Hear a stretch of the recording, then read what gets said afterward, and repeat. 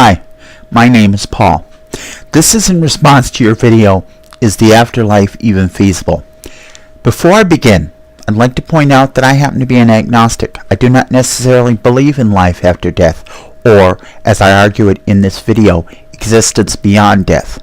I am just simply raising the point here for the purpose of trying to make you and the other people who hear this or read the captions maybe think in a way you have not done before. I'm not necessarily going to try to argue the point directly as to whether or not there is an afterlife.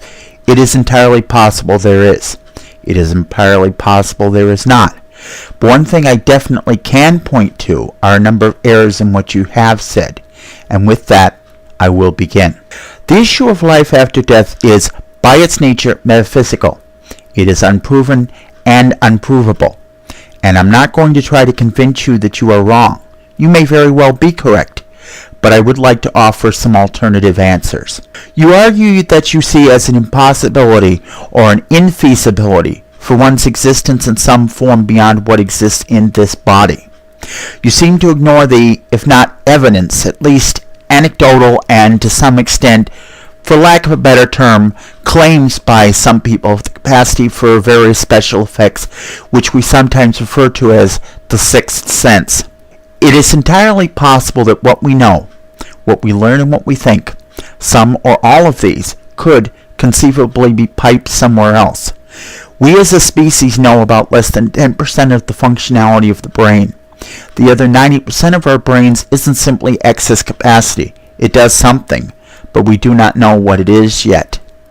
And if what we are is available in some other place, then it is conceivably possible that what we are, as an entity of energy, of consciousness, are also available in some other place in the event the primary mechanism used to store our existence, e.g. our bodies, fail. You point out that our brains receive external stimulus from our five senses. That is true. That is the only place we can get external stimulus. And that if you were to remove the brain from the body, there would be no stimulus to receive. In your words, you're basically Helen Keller. Also true.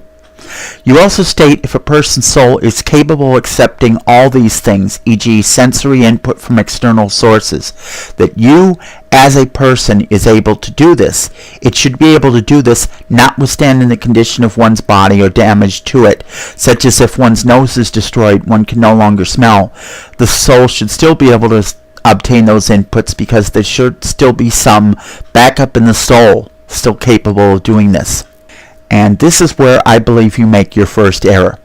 Consider the personality, the soul, and all that we are as a form of computer program that is running on a piece of hardware, the brain. It is only capable of handling the information it can receive through the senses. To the extent it had the senses, or the capacity to do things, it can receive that information. But it could not exceed the physical constraints of the brain within which it is encapsulated. If I plug an external device into the computer, it can recognize it. If you disconnect an external device, it ceases to recognize it. I will also note that doctors have, in some cases, attached things to the body to repair or replace damaged parts, and in many cases, the person regains some capability through the use of the device they have attached or the organ that has been transplanted. Bear with me a moment as I expand upon one small point.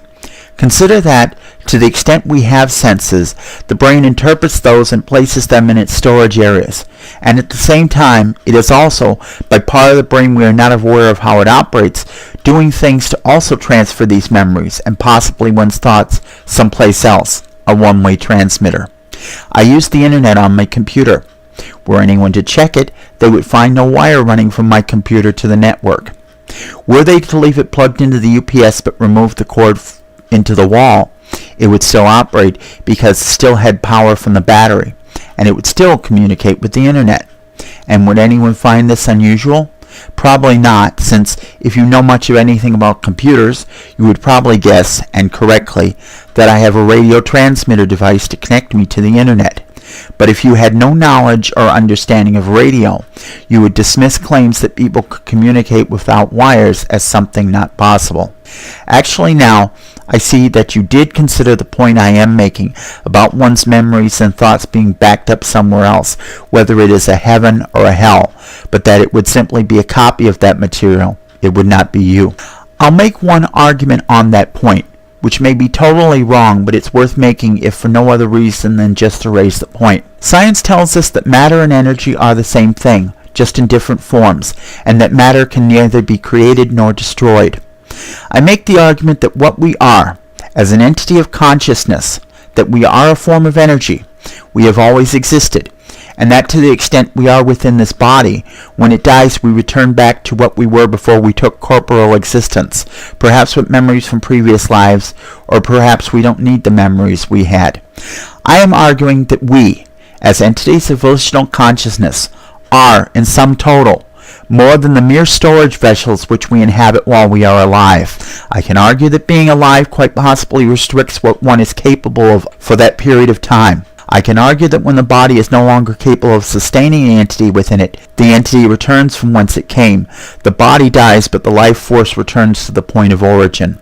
Personally, I find this sort of argument more intellectually satisfying than the idea that we were in some fashion instantiated into consciousness in this body.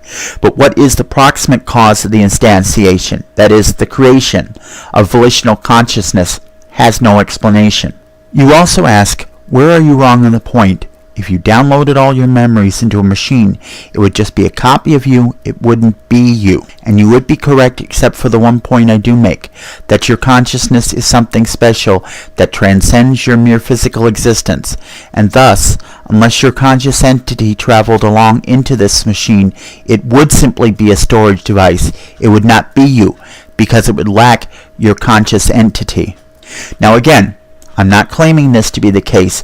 I'm simply offering it as a possible explanation to rebut your argument. I accept the possibility that all we have, all that our existence is or ever will be, is what we have here and now, and that the end result of death is annihilation.